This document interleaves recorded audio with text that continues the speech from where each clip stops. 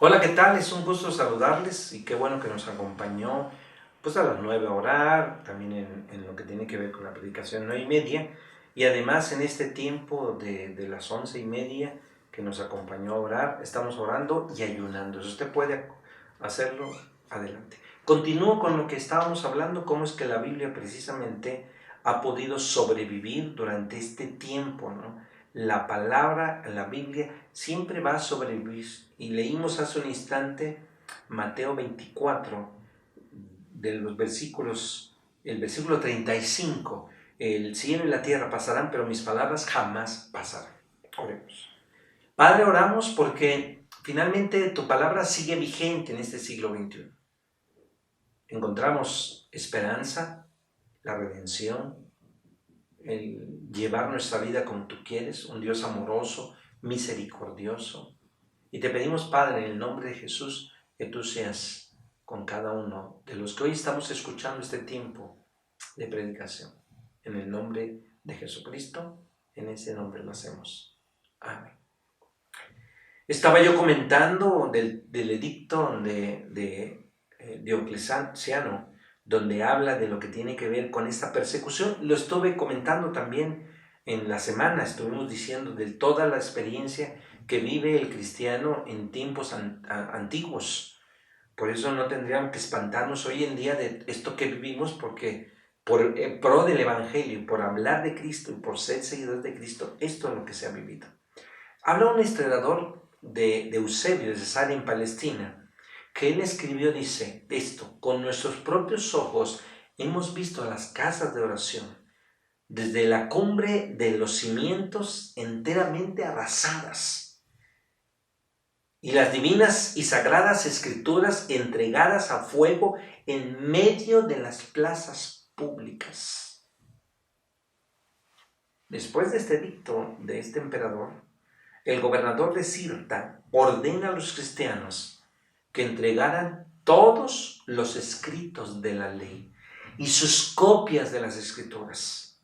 Y existen testimonios hoy en día de los cristianos que preferían la tortura y la muerte antes de entregar aquellos manuscritos para que los destruyeran. Fíjense hasta dónde estaban. Por eso hoy en día, de lo que vivimos en algunos por este tiempo de pandemia, no tendría que espantarnos por lo que está pasando. Seguir predicando de Cristo, y si esto nos lleva a la muerte, entonces hacerlo. Había objetivos claros en los ataques. Por eso las acciones que tienen que ver con Joaquín en su tiempo histórico de la escritura, Antíoco, tenían un objetivo en particular: borrar todo rastro de la palabra de Dios. Sí, aniquilarla por completo. Pero siempre la Biblia ha sobrevivido en todos estos intentos que tienen por querer destruirla. Aunque emperadores romanos, como le sucedió a este emperador, empezaron a declararse ellos como cristianos, pero seguían así los ataques contra la propia palabra, continuaron. ¿Pero por qué razón? ¿Por qué razón continuaron? Las autoridades civiles y más adelante las eclesiásticas afirmaban que las quemaban no tenía como objeto precisamente destruir la palabra, sino más bien evitar que cayera en manos de la gente común.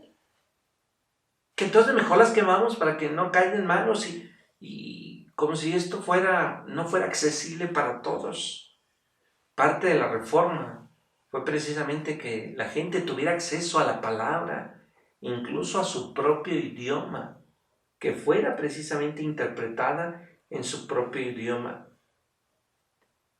Pero ¿por qué la iglesia en su momento, la jerarquía de la iglesia quiso esto? Bueno, llegaron a extremos a impedir incluso su lectura, que no se leyera. Y por eso podemos decir que es el libro hoy en día, fíjese, más odiado en la historia, pero también el libro más amado. Es el libro más atacado, pero es el libro más buscado.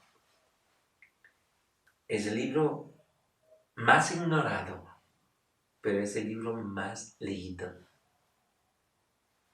Puede ser más reciente, pero también el libro más antiguo. Puede ser el libro más sencillo, pero también puede ser el más profundo. El más difundido, pero el más escondido. Hombres que leen, hombres y mujeres que viven la palabra, viven lo que leen. En ocasiones nosotros estamos leyendo, pero no la vivimos. Incluso completamente lo ignoramos. Y por eso ningún libro como la Biblia ha afectado al ser humano. Escuchaba con este teólogo en este curso que está dando. A veces de nada sirve tener tanto conocimiento si esta Biblia no se hace real en nuestras vidas. ¿De qué sirve? O de, como comentaba en una de las clases que decía, hay gente que dice ser conocedor de la Biblia y nos da hasta consejos, pero encontramos que es el más necio de todos. ¿Qué consejo puede venir de alguien así? Por eso la Biblia, no hay duda que es la santa palabra de Dios. Dicen algunos escritores que esta palabra puede ser, es humana y divina, porque fue escrita por seres humanos. No fueron robots al escribir la palabra, inspirados por el Espíritu Santo. Y por eso este mensaje de Dios para nosotros, la Biblia sigue siendo el libro más importante del mundo. Sabemos, ¿no? En la división que hay precisamente de la palabra, la justo ya es conocedor de un Antiguo Testamento y de un Nuevo Testamento. Fue escrito antes que precisamente Cristo viniera al mundo, el Antiguo Testamento. Lo que tiene que ver con el Nuevo Testamento, en lo que los evangelios y cómo es que se dio. Escrito precisamente cuando Cristo regresa al cielo en una segunda parte en el Nuevo Testamento. Usted sabe lo que nosotros conocemos, los libros, pero encontramos en toda la Escritura, tanto en el Antiguo como en el Nuevo Testamento, un Dios que es el verdadero autor de la Escritura, que nos usó a nosotros o que usó a los seres humanos con toda nuestra adicción, con todo nuestro carácter, con todo lo que tenía que ver, usa a las personas. No le quitó a Pablo su carácter de cómo era, cómo escribía Juan, por ejemplo, ¿no? Con mucho amor, ¿no? Hijitos míos, ámense a otros. Y Pablo no. Pablo encaró a Pedro un día ahí en Gálatas, no, dice que le habló cara a cara. No fueron robots, usó el carácter de cada uno de ellos. Estos agiógrafos, estos escritores santos para escribirlas. Y entonces Dios les dijo a estos hombres lo que tenían que escribir, usados por el Espíritu Santo. La Biblia dice, como 2 de Pedro, capítulo 1, 21, que los santos hombres de Dios hablaron siendo inspirados por el Espíritu Santo. Un Dios que es maravilloso. Un Dios que nos muestra este libro para poder conocer la verdad. La Biblia dice que la verdad en cuanto a nosotros, nuestra condición, el pecado, lo que tiene que ver con el enemigo de Dios, Satanás, lo que tiene que ver con la salvación, con los atributos de Dios. Por eso, ¿cómo podemos comprender lo que tiene que ver con la palabra? Hay lugares en la propia Escritura que son difíciles de comprender. ¿No sería maravilloso si tuviéramos un maestro que supiera todo en cuanto a Dios y su palabra? ¿No sería esto para nosotros maravilloso? Pues el Espíritu Santo nos ayuda para entender. Mire, yo oí un día a un hermano en Oaxaca y yo lo oí predicando a él. Y le preguntamos varios, no solamente yo, le preguntamos varios, ¿dónde había aprendido? ¿Se había ido a un seminario? Y dijo, no, dije lo que dice la palabra. Y él parecía que tenía una información, si no de un seminario, pues de un comentario bíblico. Todo lo que dijo, muy apegado a la palabra. El Espíritu Santo. Con esto no estoy diciendo que no hay que estudiar, Con esto no estoy diciendo que Dios te puede utilizar, ¿no? Como lo he dicho yo en algunas otras veces, se usó a la burra de Balaam, que no nos use a nosotros, ¿no? Pero en la predicación preparándose en el entorno que uno pueda vivir. No hay duda que Dios nos va a enseñar a través del Espíritu Santo, sobre todo cuando Cristo viene para ser nuestro Señor y Salvador. El Espíritu viene para vivir en nosotros y vive en cada uno de los creyentes. Por eso Juan 14:26 dice: mas el Consolador, el Espíritu Santo, a quien el Padre enviará en mi nombre, Él les enseñará todas las cosas. No podremos entenderlo a través de la palabra sin el Espíritu Santo. Por eso cada día dependamos de la obra del Espíritu Santo y que nos permita enseñar de su palabra y también aprender, estudiar. No solamente le dijimos al Espíritu Santo, ayúdame. No. Un David que oró cuando dice: abre mis ojos y miraré las maravillas de tu ley, dice el Salmo 119:18. ¿Qué quiere que Dios haga con la Biblia?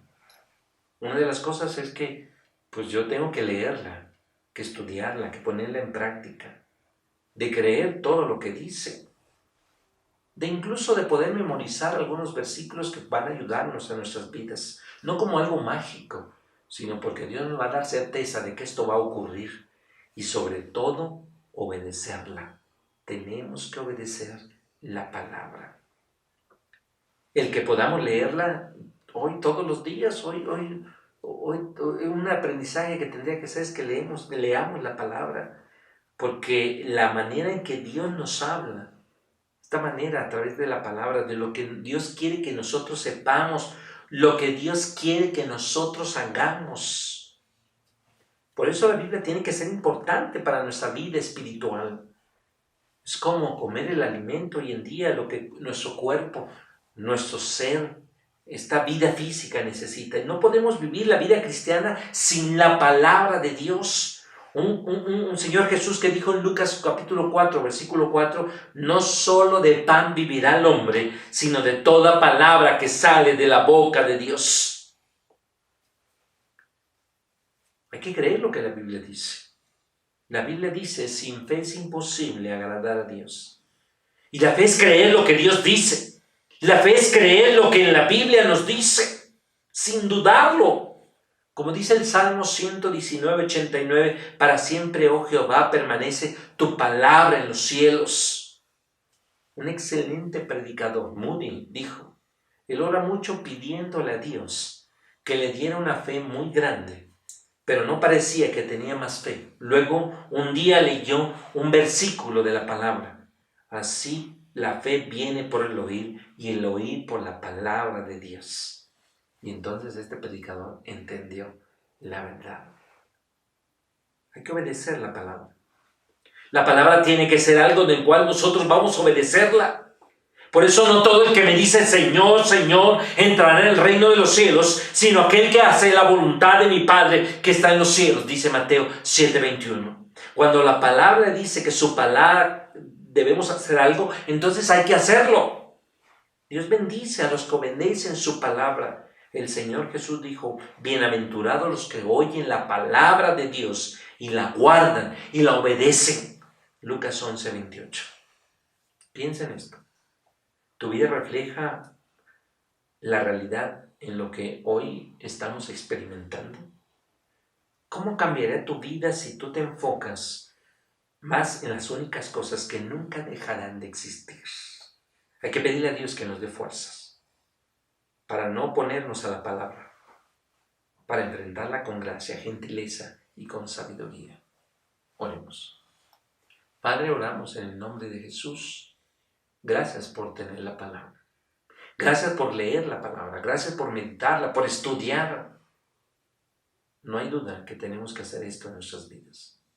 Que sea una realidad en nuestro caminar. En el nombre de Jesús oramos. Amén.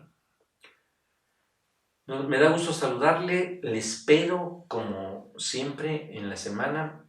Tiempo con Dios. Seguimos orando. Recuerde, le invito a que pueda ver mi muro en Facebook y vea lo que se dice la Iglesia Nacional Presbiteriana sobre la ley de los templos. Hasta pronto.